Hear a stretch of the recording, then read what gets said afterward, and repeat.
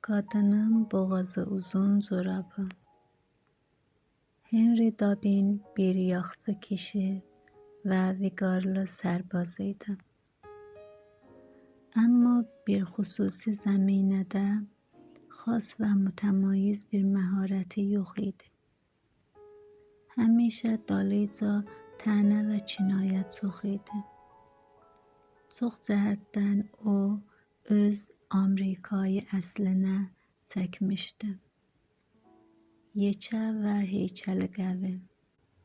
Eyni halda düzgün niyyətlərlə dolu. O yoğun və sallanan qarnı ilə. Aram qədəmləri. Amma o qədəmləri ki həmişə qabağa gedir.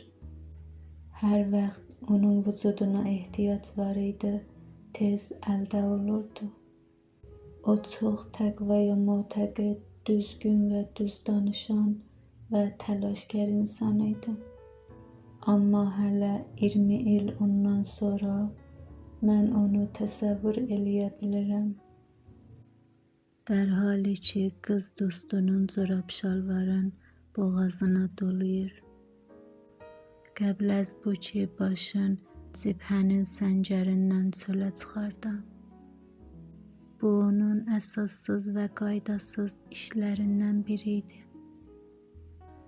O deyirdi, bu corab şalvar bir telesm kimidir ki mənə şans gətirir. Onun əlaqəsi var idi ki burnun salan naylonun içinə, o naylon ki içində o corab şalvar var idi. Ta qız dostunun bədəninin ətrin oradan istişmam eləyə. O xatirələri yada salmaq onun üçün çox təsəlli edici idi.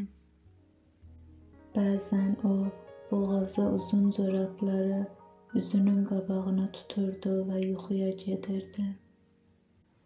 Düz bir dənə uşaq kimi ki caduyi pətusunla yuxuya gedir və onunla əmniyyət və aramış hissi keçirir.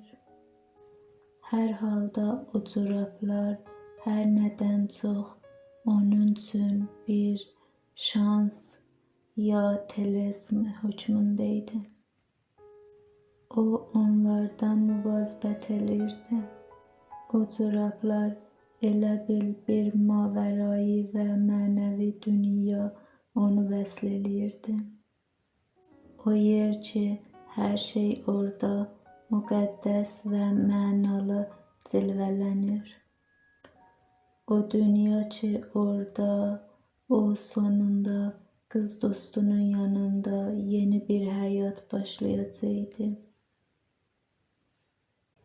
Dobbins bizim çoxlarımız təki Vyetnamda bir əcib meyl və iştiyaqı xurafata var idi. Dayanmaq və müqavimət eləməkdə yəqinə çatmışdı. Eyni halda bu onları buna mədyum bilirdi ki, bir mavərai gözləyən vardı o corab şalvarın ətrafında. O mütəqid idi ki, o corab şalvar bir dənə zərək kimi ondan mühafizət eləyir. Haçan ki biz gecə bir zəddə həmləyə amadə olurduq və özümüzü papaq və zəddə qululə cəliqə ilə mücəhəz eləyirdik.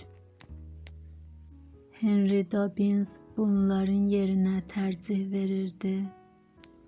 Öz dərin mənəvi inanclarına söykənərək özünü o corabları geyməyə mücəhəz eləyə. Onları bir cür boğazının dövrəsinə bağlayırdı ki, corabın ayaqları sol çiynağın kamilən örtə. Vəziyyəti biraz gülünc nəzərə gəlirdi. Hərçənd ki biz çalışırdıq bu məsələnin sirrini başa düşək. Dobbinsin cismi sanki toxunulmaz olmuşdu. Cəngin tulunda heç vaxt yaralanmadı. heç vaxt bir yerinə bir çapıq da düşmədi. Avqust ayında o bir minin üstündə sürüşdü. Amma min partlamadı. Bir həftə o əcib ittifaqdan sonra bir həvai həmlə tulunda o bir üstü açıq yerdə ilişdi qaldı. Tamam o müddətdə ki girə düşmüşdü, heç bir sərpənah və mühafizə yox idi. Amma o fəqət corabları burnunun üstünə tutub və dərin bir nəfəs alıb və öz inancına ki o corablar cadu idi söykənib. Bu cəryan bizim hamımızı bir cərgiyə gətdi ki ona inandıq. Bir həqiqət ki onu danmaq olmur. Bir müddət sonra oktobrun axırlarında qız dostu onu tərk elədi. Bu məsələ böyük və dəhşətli bir tufan idi. Dobbins neçə müddət sükut elədi. O halda ki bir naməyə gözün tikmişdi ki qız dostu yollamışdı. Ondan sonra bir zamanlar keçdi. O corabları çıxartdı və bir təsəlli verici şey kimi boğazının dövrəsinə bağladı. O dedi, bir məsələ deyil, mən eşqimə vəfalıyam və bu corabların sehirli gücü heç vaxt aradan getməz. Bu sözləri ondan eşitmək bizim hamımıza təsəlli verici idi.